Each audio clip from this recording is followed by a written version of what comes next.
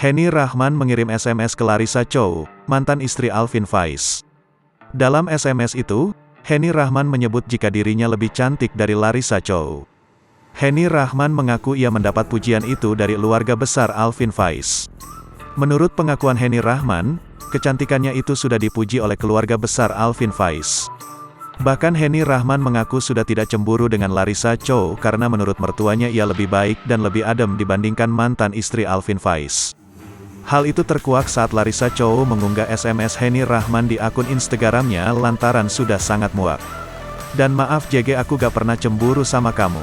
Jujur aja, karena Bang Alvin dan keluarganya selalu bilang aku jauh lebih baik dan lebih cantik dari kamu.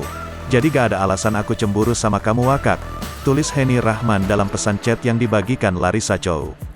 Henny Rahman menyebut dirinya lebih adem dari Larissa Chow.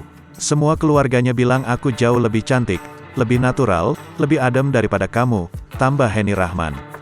Melihat pesan singkat tersebut, Larissa Chow sempat mengucap istighfar. Larissa Chow tegas dirinya cuek meski fisiknya dihina.